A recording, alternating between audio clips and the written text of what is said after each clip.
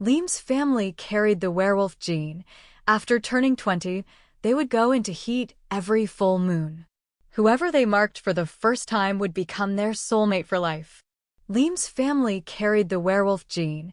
After turning 20, they would go into heat every full moon. Whoever they marked for the first time would become their soulmate for life. I thought the person Lee wanted to mark was undoubtedly me, but when his werewolf nature awakened for the first time, his friend called me to help him calm the symptoms. Instead, I overheard Lee saying, annoyed, from outside the private room, I really don't want to give Zarya that satisfaction. I want to conquer the prettiest girl on campus, but it's not easy. It's not like Arya, who seems like an excited puppy, always obedient, ready whenever I call. When she arrives, even if she begs me to help, I'm going to resist. I don't want to sleep with her and end up tied to her forever, under her control. Standing outside the room, I went blank. I never imagined that Liam, who had grown up with me, saw me that way. His friends, always quick to mock, burst out laughing, so, according to you, she's nothing more than a little toy. Why don't you call her and tell her not to come? That way, you save yourself from her using you tonight to try to socially climb into your bed. The truth is, I think you get what you give, but Lee stopped his friend, uncomfortable. Leave it. If we tell her not to come now, what will she think? Even if she's just entertainment, it's her I've indulged since we were kids. I don't have the heart to hurt her feelings. When she arrives, I'll see if I can resist touching her. There are things I prefer not to say so directly. This is a good opportunity for her to see things as they are. At that moment, I wanted to go in and shout, you don't want to hurt my feelings? And yet you compare me to an eager puppy in front of your friends, letting them make fun of me? You don't deserve my love. But I held back. Why waste words on someone who doesn't value me? I turned and ran, telling myself I shouldn't cry. After thinking about it for a bit, I called Liam's brother's bodyguard. Remember how you begged me to help with Liam's brother's symptoms? Do you still need it now? Send me the address. I'm on my way. Half an hour earlier, the bodyguard had called me to tell me a truth that Liam had deliberately hidden. Miss Arya, remember 5 years ago when the young master took you skiing and you accidentally fell into a ravine? The older brother led the rescue mission. We searched for 3 days and 3 nights until we found you buried in the snow, frozen like an ice sculpture. At that time, you no longer had a pulse. The older brother told his brother that werewolves could share half their life with their mate through a blood ritual during the full moon. The blood ritual is another way of marking. Once done, they consider that person their soulmate forever. But the younger brother was not willing to do it. He couldn't bear the thought of you dying like that. He held you in his arms and cried nonstop. In the end, it was the older brother who saved you. You were very lucky. It just coincided with a full moon night. To save you, the older brother performed the blood ritual and shared half his life with you. But in doing so, he also marked you, committing to you as his soulmate for life. The younger brother swore him to secrecy. For the past 5 years, every full moon night, the older brother has endured everything alone, without disturbing you, and strictly forbidding anyone from revealing the ritual. But tonight, he can't take it anymore. He is seriously injured and is fighting for his life with the full moon. He will not survive without you. Please, could you come and help him? At that moment, my mind went blank. I never imagined that I had actually died once, 5 years ago. Liam, who supposedly adored me since childhood, wasn't able to sacrifice even half his life to save me. Instead, it was his cold-faced brother who snatched me from the hands of death. But still, I hardened my heart and told the bodyguard, I'm sorry, but tonight Lee needs me more. I was willing to be ungrateful just to run to help him, only for him to mock me, calling me an eager puppy, a mere pastime. Yes, I was truly pathetic. I deserved to be treated with so little value. But I wouldn't lower myself anymore. I wiped away the tears of pain and humiliation, gripping the phone tightly as I told the bodyguard, I'm still in time to repay this life debt. If Lucas really needs me tonight, I'll go right now. Open everything possible. The bodyguard burst into tears of relief. It's not late at all, Mississippi. I'll send you the location immediately.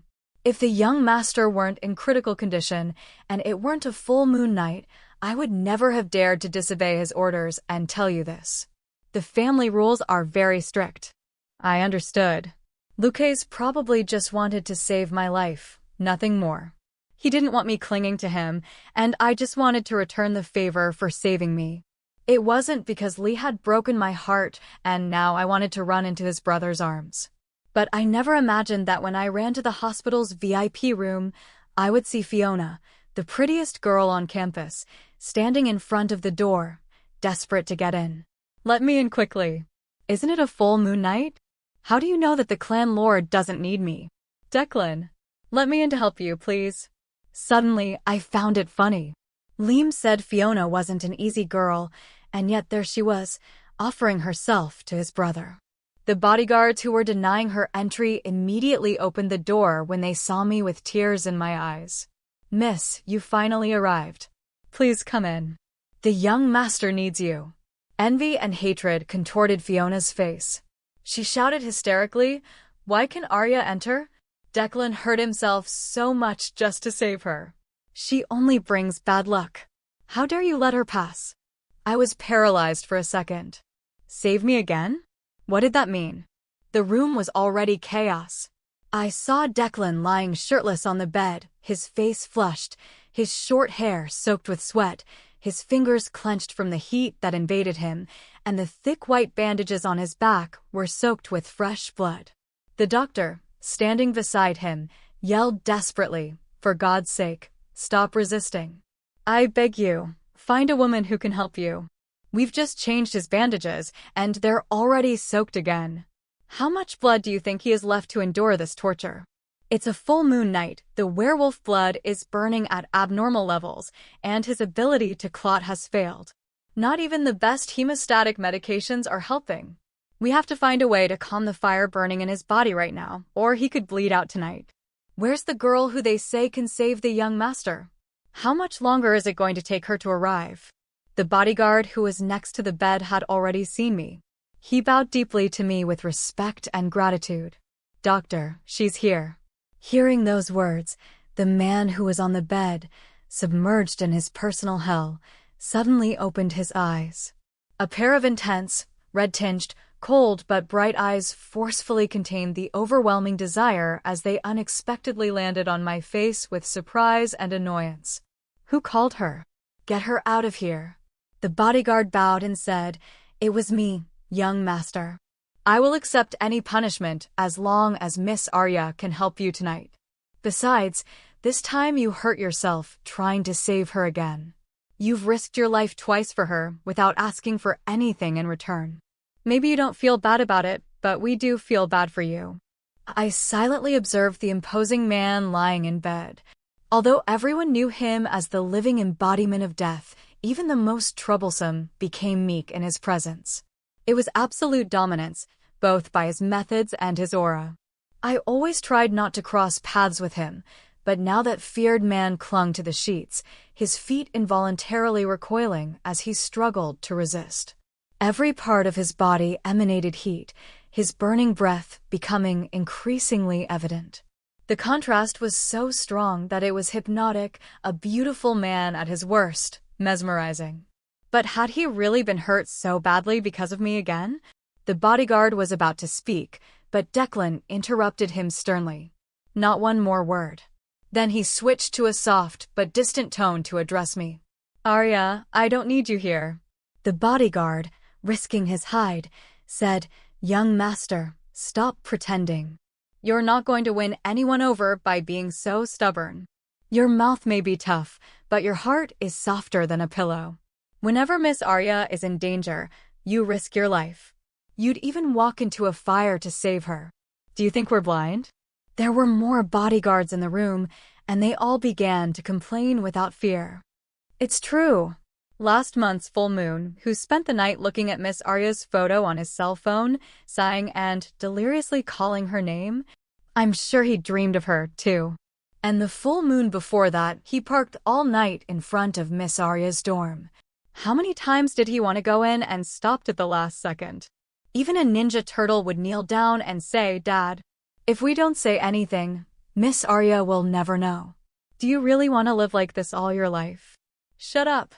I can handle it," Declan said, lowering his gaze. The doctor standing beside him yelled desperately, "Handle it, my boots. If he continues like this, he won't see the sunrise." "Miss, why are you just standing there? Hurry up and do something to alleviate his symptoms." The bodyguards by the bed bowed deeply to me with the utmost respect. But what was I supposed to do? I had no idea. The doctor, while cutting the blood-soaked bandages with scissors, said, "Kiss him." I stared at everyone, feeling like the room was spinning around me. The doctor's words echoed in my head. Kiss him. So simple, and yet so complex. My heart pounded against my chest as I watched Declan, vulnerable and resisting what seemed inevitable. His eyes, of that strange dark red hue, looked at me with a mixture of pain, need, and something deeper that I couldn't quite grasp. "Don't just stand there, miss. Don't you see he's dying?" The doctor pulled me out of my trance, his voice laced with urgency. I swallowed hard and took a step forward, slowly, as if approaching a wounded animal. I advanced toward the bed. The bodyguards respectfully moved aside, giving me space. "Don't do it." Declan's voice sounded weak but authoritative. "Don't force yourself to do this out of pity." "It's not pity," I replied, surprising myself with the firmness of my voice. "It's a life debt. Twice you've saved me without asking for anything in return. It's the least I can do." As I got closer, I could clearly see the scars that marked his torso, silent testimonies of past battles. His body emanated an almost unbearable heat, and the blood-soaked bandages made me understand the gravity of his condition. "What happened this time?" I asked as I sat on the edge of the bed. "How did you get hurt?" "Because of me," the bodyguard answered before Declan could stop him. "Last night, when you were returning home from the library, a group of hunters was waiting for you. They're old enemies of the family, Miss Arya. The young master has been secretly watching over you for years. When he saw they were going to attack you, he intervened. There were many of them, and they were well armed with silver. He managed to eliminate them, but—" "Enough," Declan roared, making everyone in the room jump. Then a coughing fit shook him, and more blood stained the already soaked sheets. "Stop explaining to her," the doctor said firmly. "Miss, if you're going to help him, you must do it now." I moved closer to Declan, studying his face, contorted by pain and resistance. This man had given half his life for me, had watched over my safety from the shadows, and yet he refused to ask for my help. "Declan," I whispered his name for the first time, feeling how it sounded on my lips. "Let me help you." "I don't want your gratitude," he replied with difficulty. "I don't want you to feel obligated to." "It's not an obligation," I interrupted him. Something was changing inside me as I looked at him. All the humiliation and pain from Lee's words seemed insignificant now. "It's my decision." Without giving him time to protest further, I leaned in and pressed my lips against his. The contact was like an electric shock. An intense heat ran through my entire body, but it wasn't painful. It was as if something dormant within me awakened suddenly, responding to a primal call. Declan's lips, initially stiff with surprise, softened under mine, and I felt a sigh escape him.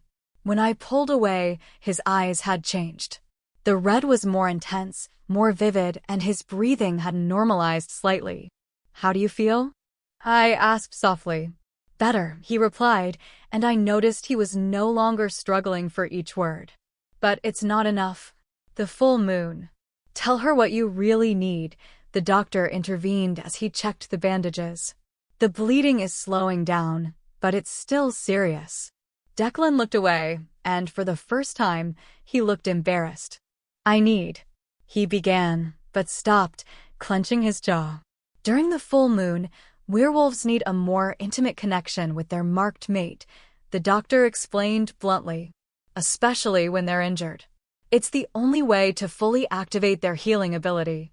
I blushed, understanding what those words implied. I looked at Declan, whose face reflected an internal battle. "Everyone out," I ordered with a firmness I didn't know I possessed. The doctor nodded, giving instructions to the bodyguards. In seconds, the room was empty except for the two of us. "You don't have to do this," Declan said as soon as the door closed. "I never wanted to tie you to me this way. When I shared my life with you 5 years ago, it was to save you, not to claim you." I sat closer to him on the bed, studying every detail of his face as if seeing him for the first time. How had I been so blind? This man had been protecting me, caring for me from the shadows, while I chased after his brother like an excited puppy. "Why didn't you ever tell me?" I asked. "Why let me chase Liam all these years?" Declan took a shaky breath. "Because you seemed happy with him." I didn't want to interfere. "I thought if you found out about the ritual, you would feel obligated to be with me. I didn't want that. I wanted you to be free to choose." His words hit me hard. While Lee saw me as entertainment, as someone disposable, Declan had sacrificed his own happiness for mine. "And if I choose to be with you now?" I asked in a whisper. "Not out of gratitude, not out of obligation, but because I want to." His eyes widened, and I saw a spark of hope in them that he quickly tried to hide. "You don't know what you're saying." The heat of the full moon, the situation. "You're not thinking clearly." "I've never been more clear," I replied, and I was surprised to realize that it was true. I always felt something was off with Liam, as if I were chasing an illusion. Now I understood why. Slowly, I took his hand and brought it to my cheek. His skin burned against mine, but it was a comforting heat, like coming home after being lost for a long time. "Let me help you, Declan. Let me really know you. Not as Liam's terrifying brother, not as the man who saved me, but as who you are." I saw the struggle in his eyes, the desire battling with his iron self-control. Finally, something seemed to give way in him. "Arya," he whispered my name like a prayer. "If we do this, there's no turning back. The bond will be complete, and we will be united forever." "I think we already are, Declan," I said, feeling a strange peace sink into me. "Since 5 years ago. It's just taken us a while to realize it." I leaned in again and kissed him, this time with decision, with intention. His arms wrapped around me, pulling me towards him with surprising strength for someone so injured.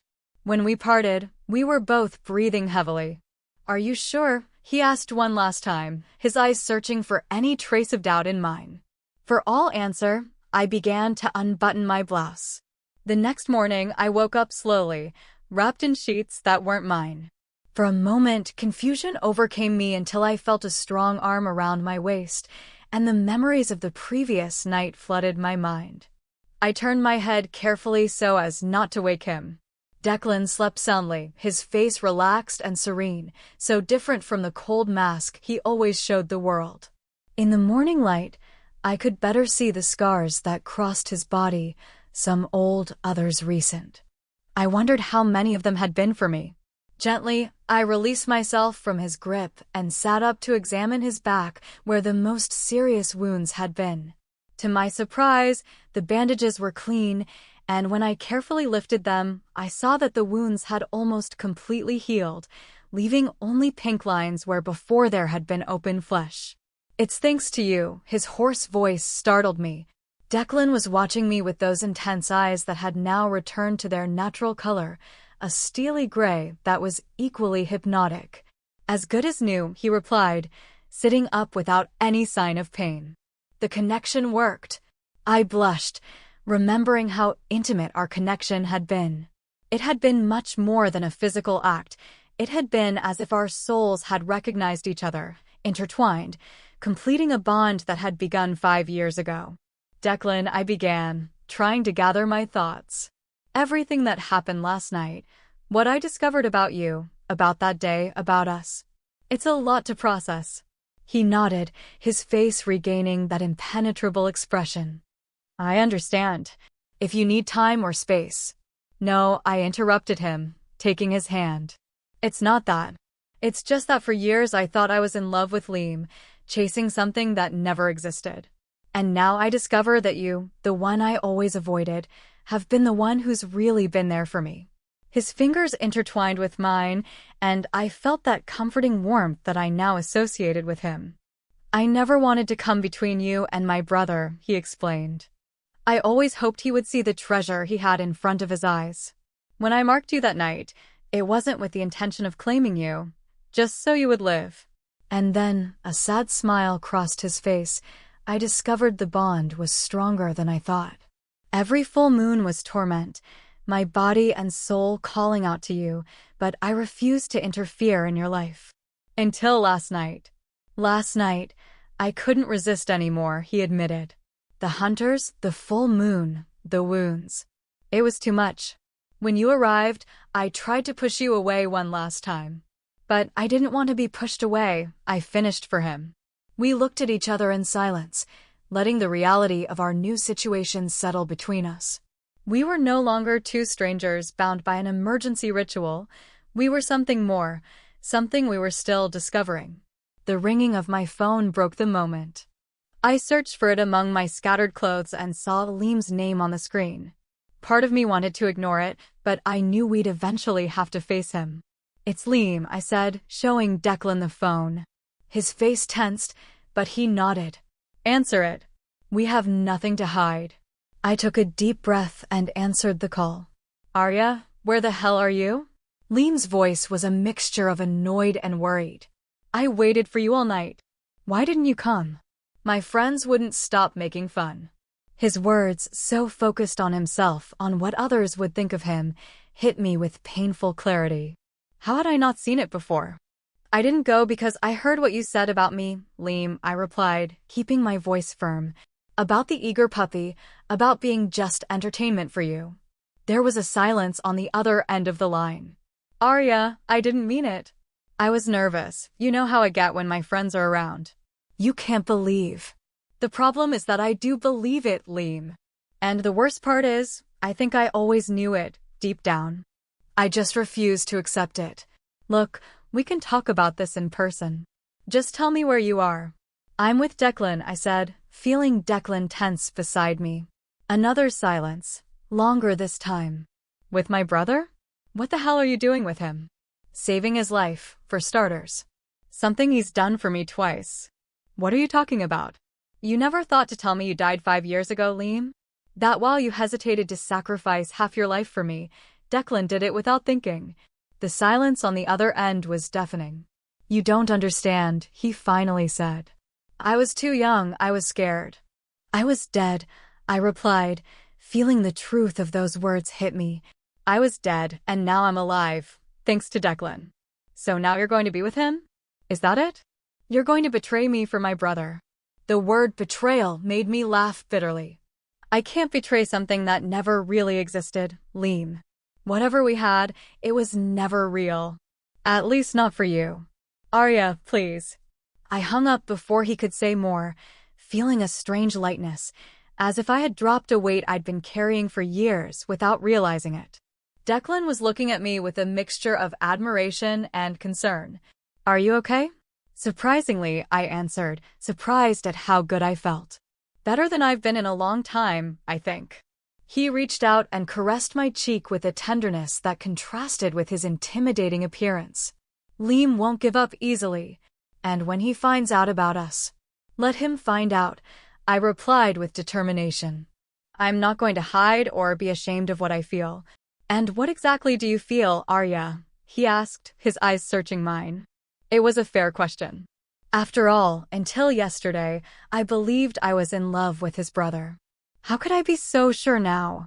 I don't know everything yet, I admitted honestly, but I feel that this, whatever there is between us, is more real than anything I've ever felt before. And I want to explore it, Declan. I want to really know you.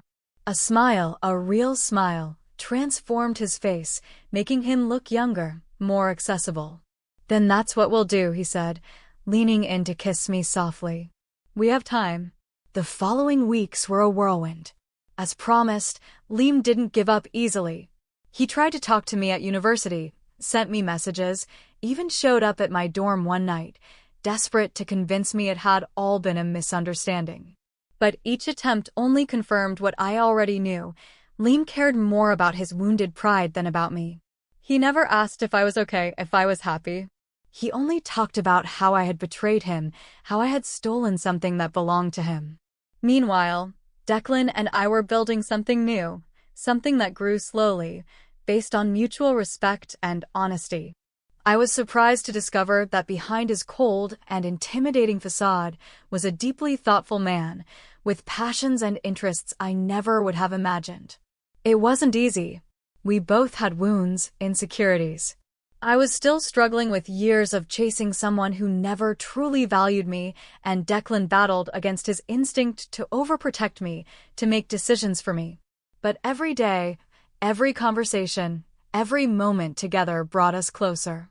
And when the next full moon arrived, there were no doubts or resistance between us. Our connection strengthened, and I felt as if I had finally found my place in the world. Fiona, of course, didn't take it well. She tried to spread rumors about me on campus, insinuating that I had taken advantage of Declan when he was vulnerable. But no one who knew Declan could believe that anyone could take advantage of him, and the rumors died quickly. A month after that night at the hospital, we were sitting on the terrace of his apartment, looking at the illuminated city below us. "What are you thinking about?" he asked, wrapping his arms around me. "About how life changes," I replied, leaning against his chest. "A little over a month ago, I thought I was in love with Liam. I was afraid of you, and I had no idea I had died once." I felt his laughter vibrate against my back. Life has strange ways of leading us to where we're supposed to be. I turned to look at him, studying that face I now knew so well. "Do you think we would have ended up together anyway, even without the ritual?" He considered the question seriously. "I think there was always something between us, from the beginning. Maybe that's why I stayed away. I knew if I got too close, I wouldn't be able to resist you." "And now? Do you resist me?" I asked with a playful smile. His eyes darkened, and I felt that familiar heat that always arose between us. "I don't have to anymore," he replied, leaning in to kiss me. "Now I can surrender completely." And as we melted into an embrace under the light of the crescent moon, I knew I had found not only my soulmate, but my home.